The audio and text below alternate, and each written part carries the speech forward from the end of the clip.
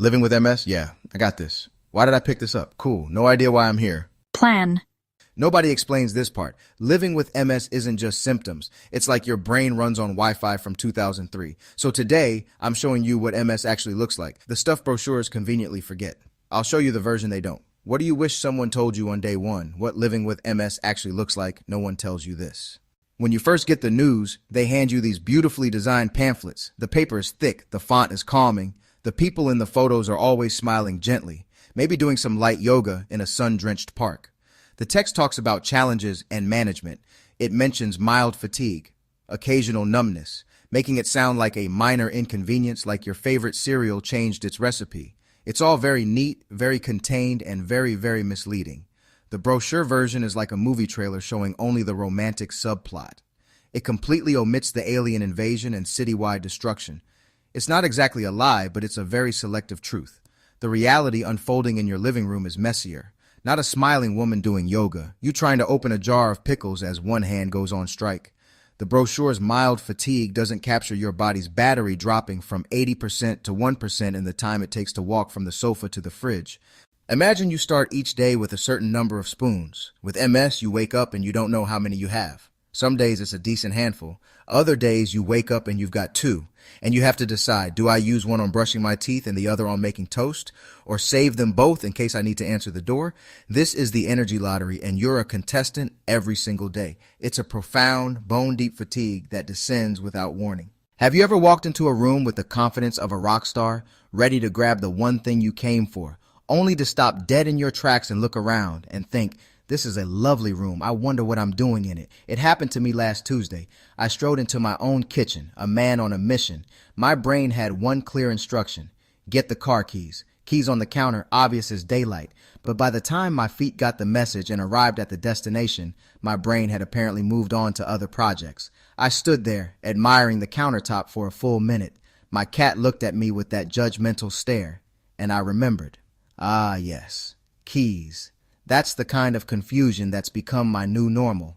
This isn't just a case of being a bit forgetful. This is a sneak peek into the world of multiple sclerosis. Stranger, funnier, and more bewildering than any pamphlet. They give you a list of symptoms, but they don't tell you about the sheer absurdity of it all. They don't mention becoming a professional negotiator with your own body, feeling 80 years old, feeling 20 years old.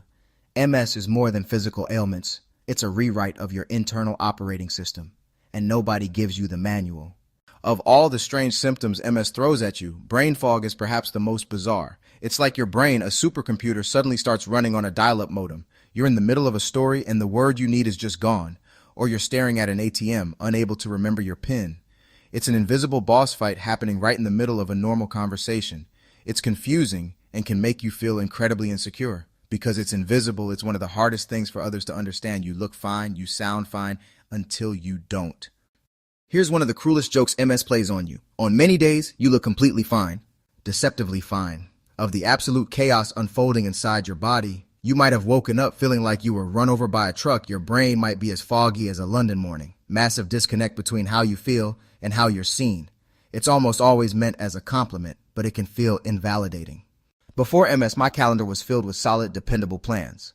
After MS, it's more like hopeful suggestions, written in pencil with a very large eraser nearby. You learn quickly that you don't make plans, you make options. You'll say, yes, I'd love to come to your party on Friday, but when Friday comes, your body might veto the plan, and you send that apologetic text, I'm so sorry I can't make it. So you adapt. Plan A is the party, Plan B is a quiet coffee, Plan C is a call from the couch. You protect your energy fiercely and find freedom in the flexibility. Multiple sclerosis is a physical disease, but the biggest battle is fought in your mind. It's a daily struggle against frustration, grief, and uncertainty. You're constantly mourning small losses, spontaneity, strength, the person you remember being. This isn't a one-time grieving process. It happens over and over. So you learn to celebrate small victories. Making it to an appointment or just getting through a tough Tuesday without a meltdown, that's a win. You learn to be kinder to yourself. And remember, asking for help isn't weakness, it's strength. While there's no magic wand to make MS disappear, you slowly accumulate a toolkit of small, practical strategies that make the day-to-day reality more manageable. These aren't medical cures. They're simple, everyday hacks that help you conserve energy, manage the fog, and stay in the game. One of the most important tools is pacing. This means unlearning the habit of rushing. Instead, Break tasks into small, bite-sized chunks. You don't clean the kitchen. You unload the dishwasher, then rest. Wipe the counters, rest again. Another essential tool is radical honesty. Stop saying I'm fine when you're not. My brain is a bit foggy today. Can you write that down for me? I'd love to see you, but I only have about an hour of energy in me. Embracing tools and routines is a game changer.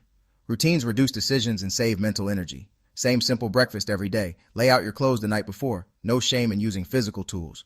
Cane, walker, phone alarms to remember meds, or a notebook to jot down thoughts before they vanish into the fog. Finally, strategic rest. Redefine rest as non-negotiable. A 20-minute lie down can recharge the faulty battery and let the fog clear. Here's the part that no one ever tells you, the big reveal that you only discover after you've lived with the chaos for a while. Living with all these limitations, this constant negotiation with your own body, can unexpectedly make you more present, more aware, and in some ways stronger. This isn't some feel-good inspirational poster nonsense. You don't suddenly become a superhero. But the constant struggle forces you to pay attention. You learn to notice the subtle shifts in your body. You become an expert in your own biology. You learn to find joy not in grand achievements, but in the smallest, most fleeting moments of feeling good. A morning without brain fog feels like a miracle. An hour of pain-free energy feels like a gift. You start to appreciate the simple things with a depth you never had before. The taste of a good cup of coffee, the warmth of the sun on your face, a conversation where the words flow easily. These small moments become your victories. I got through Tuesday becomes a badge of honor. If you're new to this world, your life isn't over. It's just been rewritten into a different genre. And if you've been living this for a while, I see you. If you're newly diagnosed or trying to understand MS, this is what it actually looks like. If this helped you feel a little less crazy, hit subscribe. That's what this channel is for. And if you've ever walked into a room and forgot why, yeah, we're going to talk about that next. Tap subscribe and like if this made you feel seen. It helps others find this too. You're in good company. See you in the next one.